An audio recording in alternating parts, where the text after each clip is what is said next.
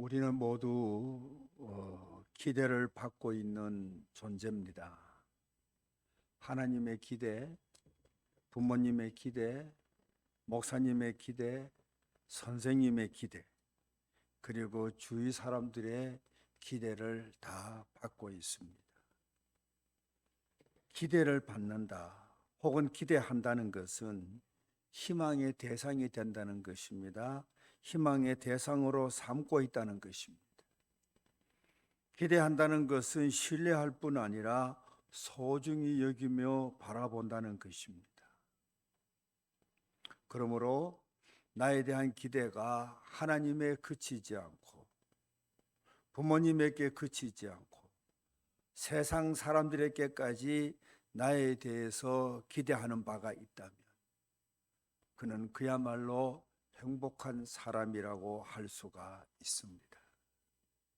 사랑하는 우리 교우 여러분, 우리를 바라보며 끊임없이 응원하고 기대하는 많은 분들이 있다는 사실을 기억하시고 기대에 부응할 수 있는 모두가 되시기를 주님의 이름으로 축원합니다.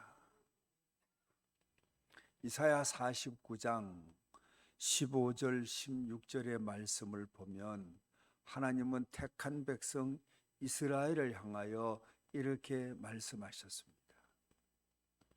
여인이 어찌 그 젖먹는 자식을 잊겠으며 자기 태에서 난 아들을 긍휼히 여기지 않겠느냐. 그들이 혹시 나를 잊을지라도, 그들은 혹시 그 자식을 잊을지라도 나는 너를 잊지 아니할 것이라. 너는 내 손바닥에 새겼고 너의 성벽이 항상 내 앞에 있느니라. 이 말씀은 택한 백성을 하나님께서 얼마나 사랑하시는지 말씀하신 것인데요. 젖먹이는 어미가 그 자식을 잊고 버릴지라도 나는 너희들을 잊거나 버리는 법이 없다는 것입니다. 어떤 경우에도 잊지 않고 늘 보살피며 책임져 주신다는 거지요. 사랑하는 교우 여러분, 이런 하나님이신 것을 믿는 저와 여러분 되시기를 주의 이름으로 당부합니다. 여러분, 하나님은 택한 백성을 결코 잊지 않고 버리지 않고 돌보시고 책임져 주신다라고 말씀하시는데 이 시대에 저와 여러분이 바로 하나님께서 택해 주신 백성들입니다. 여러분, 이 사실을 믿으시기를 바랍니다. 이 시대에 택한 백성이 누굽니까? 저와 여러분들입니다. 그러므로 저와 여러분은 하나님의 한없는 사랑을 지금 받고 있습니다.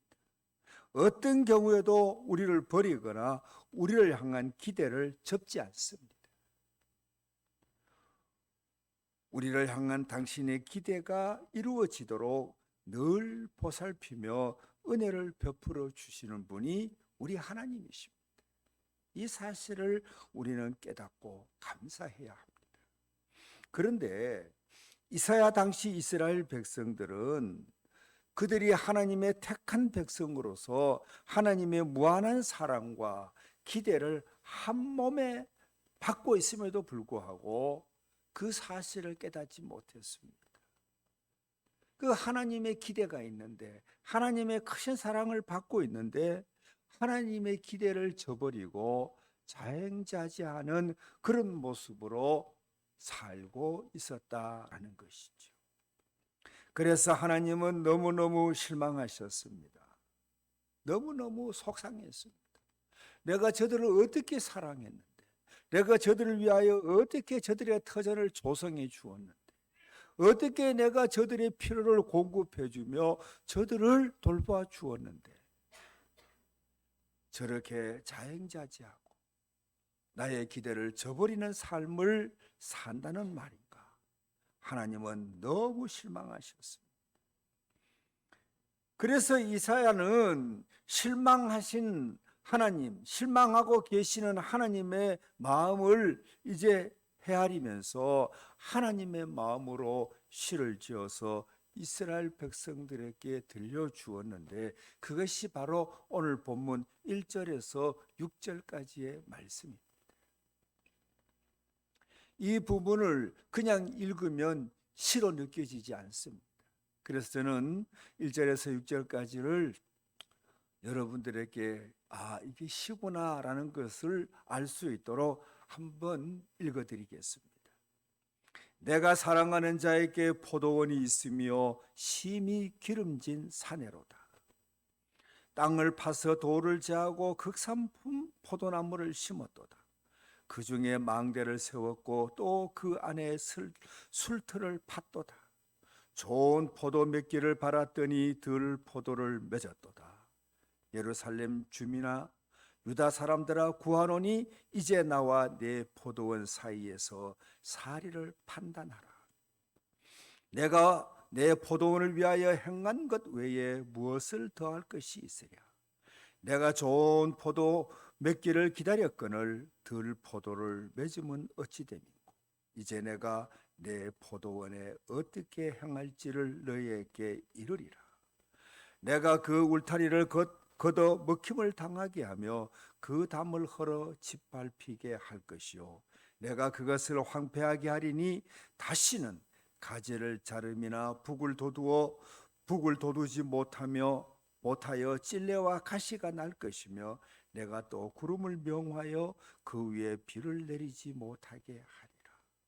그러니까 이사야는 하나님의 마음을 헤아리고 하나님의 마음으로 시를 지어서 백성들에게 들려주면서 얼마나 하나님이 실망하시는지, 실망하신 하나님이 어떤 계획을 세우고 있는지를 알게 해 주었던 것입니다. 읽어드린 말씀에서 포도원은 이스라엘 나라요, 포도나무는 하나님이 자랑스럽게 여기고 크게 기대하시는 유다 사람이라고 오늘 7절에서 말하고 있습니다. 그러니까 여러분, 오늘 본문은 큰 사랑을 받았음에도 하나님의 기대를 저버리고 패역한 모습으로 사는 이스라엘을 지탄하고 고발하고 있는 것을 우리가 알 수가 있죠. 어떻게 고발하고 어떻게 지탄하고 있습니까?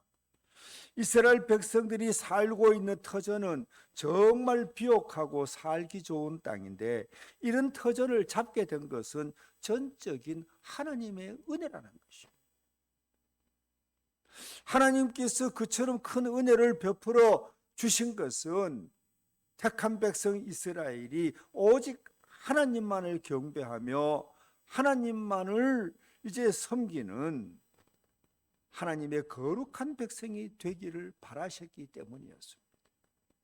하나님을 알고 하나님만 경배하고 사는 그런 거룩한 백성이 되기를 바라고 하나님은 이스라엘을 택해 주셨고 그들을 적과 꿀이 흐르는 가나안 땅으로 들이시고 그곳에서 주의 보살핌을 받으며 살게 주셨다라는 것이죠. 그렇게 하나님께서 인도해 주시고 하나님께서 조성하신 땅에서 평화를 누리고 살면 더 하나님을 잘 섬기고 하나님을 경배하는 그런 이스라엘이 되어야 하는데 거룩한 백성으로 살기는커녕 갈수록 불의하고 부패한 모습으로 변해가는 이스라엘이 너무나 개탄스러웠던 것이죠. 그래서 본문 2절을 보면 이렇게 탄식하고 있습니다. 좋은 포도를 맺기를 바랐더니 들 포도를 맺었도다. 내가 조성한 이 땅에서 들어와 살게 할 때는 너희가 좋은 포도가 되기를 바랐다. 그런데 어찌 너희가 들 포도와 같은 모습으로 자라느냐라는 것이죠. 사랑하는 우리 믿음의 가족 여러분, 우리는 택함받은 백성입니다. 하나님의 은혜로 하나님의 돌보심 속에 오늘을 살고 있습니다. 그러므로 우리는 하나님께서 기대하시는 삶, 하나님께서 기대하시는 그 모습들, 여러분, 우리는 좋은 포도를 맺는 성도가 되어야 하는 것입니다. 여러분, 우리가 택한 백성이잖아요. 이스라엘뿐 아니라 오늘 저와 여러분이 이 시대에 택한 백성이에요. 그렇다면 택함 받은 대로 우리는 하나님이 기대하시는 삶, 즉 좋은 포도를 맺는 성도의 삶을 살아야 하는 것입니다. 이스라엘 백성들에게 포도주는 정말 없어서는 안 되는 필수 음료였습니다. 이스라엘 지역은 석회질이 많은 땅이기 때문에 이스라엘의 그 샘 그냥 먹을 수가 있는 게 아니에요. 이스라엘에서 그 샘이나 흐르는 물은 그냥 마실 수가 없어요. 왜? 석회질이 너무 많이 있기 때문에. 그래서 이스라엘 백성들은 묽은 포도주를 많이 만들어 놓고 그것으로 음료수를 대신했습니다. 마실 물을 대신했다. 이스라엘이나 혹은 저 스페인 쪽으로 여행을 하면 매 식사마다 그들이 이제 그 제공하는 포도주가 있어요. 그거는 여러분 술이 아니에요. 술로 생각하면 안 돼요. 아주 묽은 포도주예요. 음료수를 붉은색이지만 음료수를 대신하는 포도주일 뿐이에요. 그런데 아주 그 뭐라고 할까요? 보수적인 교단의 어떤 목사님은요, 그것조차 술이라고 생각하고 손이 가지 않아요. 여러분 너무 촌스럽게 가서 여러분 그렇게 여행하지 마세요. 네? 여러분도 너무 보수적이라서 뭐 그렇게 하시렵니까? 뭐 그래 자유롭습니다. 뭐 그렇게 하세요. 그런데 여러분 촌스러워. 제가 얼마 전에 그 스페인에 여행하면서 여러분 그게 얼마나 흔한지 몰라요. 무한 제공되고요. 그런데 그거는 마신다고 해서 취하는 게 아니에요. 단지 뭡니까? 물을 대신하기 위하여 만든 포도주일 뿐이에요. 그러므로 이스라엘 백성들은 포도를 재배하고 포도주를 만드는 일을 매우 중요하게 여겼습니다. 우리가 예전에 30년, 40년 전에 여러분 늦가을이 되고 초겨울이 되면 뭘 했습니까? 김장했잖아요. 김장 얼마나 그걸 중시하겠습니까? 제가 어릴 때 고등학교 때 우리 고모님이 김장 담그는 걸 본 적이 있는데 여러분 한 가정에 300포기를 담궈요. 얼마나 많이 담갔어요. 요즘은 30포기도 안 담그잖아요. 우리 집은 3포기도 안 담궈요. 근데 300포기. 그때는 그게 말이죠. 너무 중요했어요. 그게 반양식이었어요.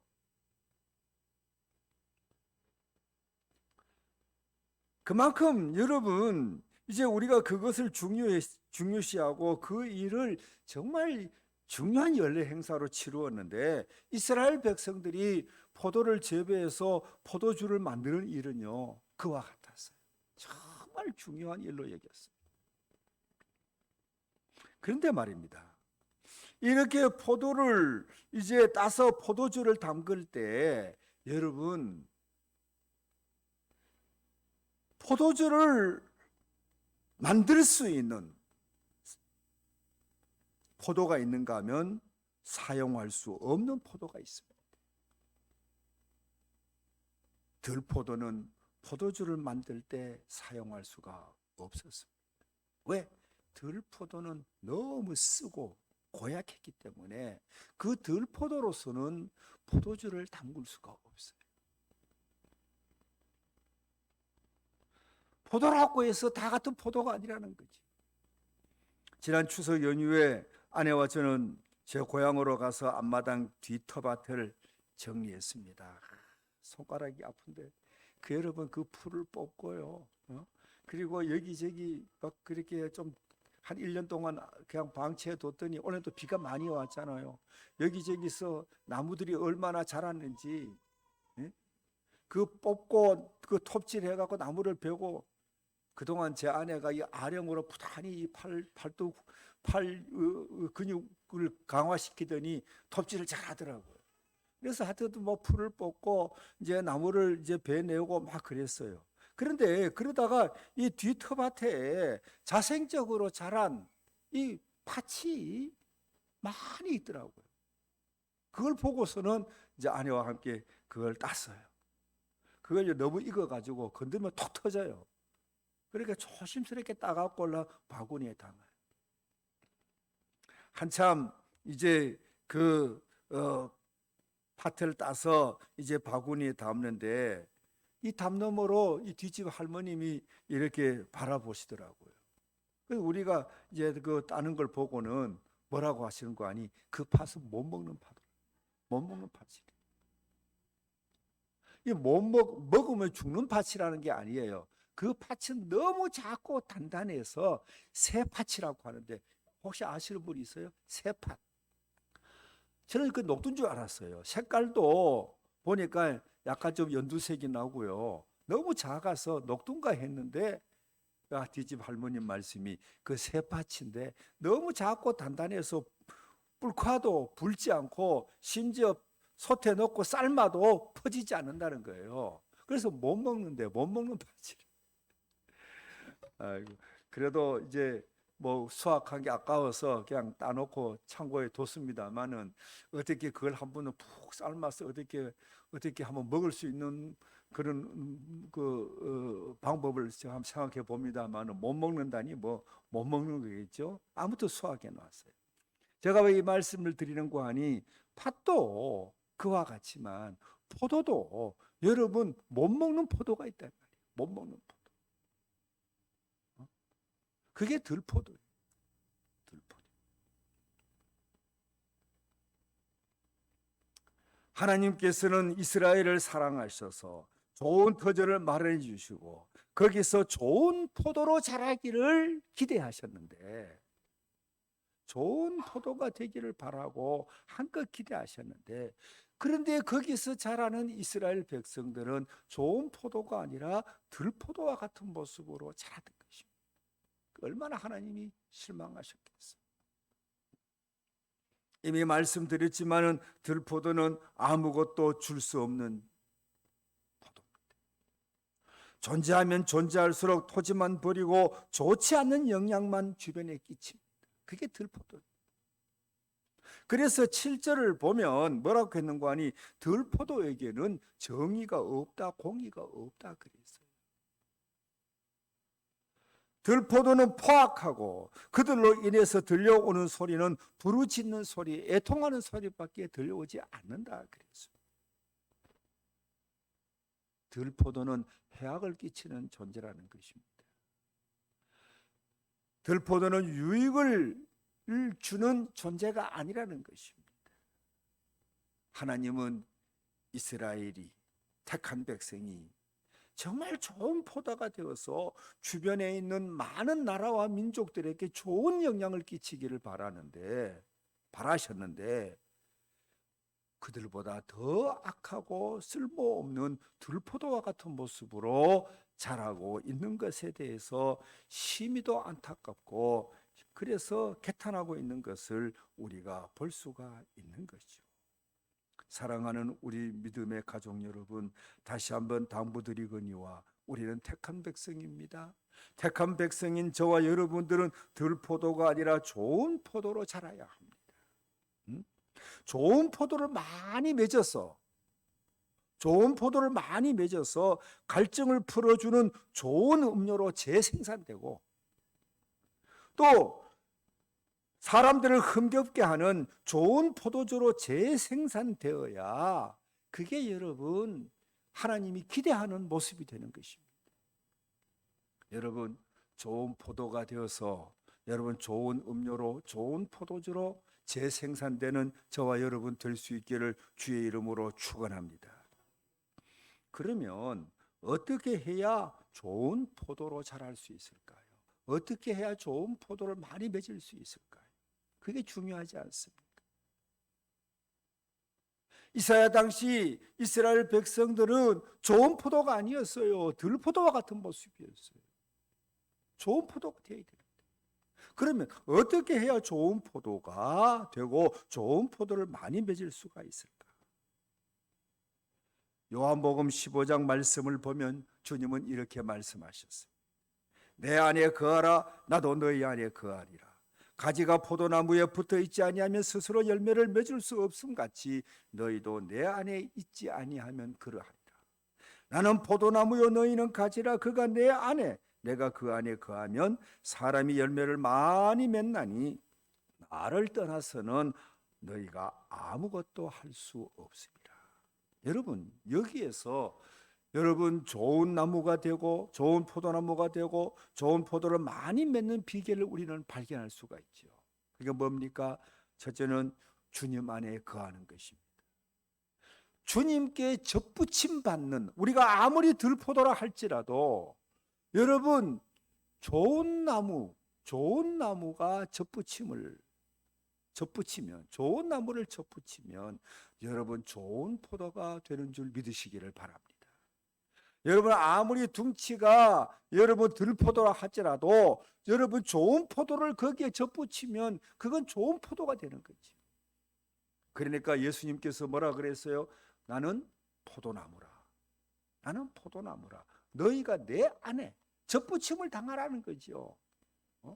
그래서 너희와 내가 연합하면 너희는 좋은 나무가 된다는 겁니다.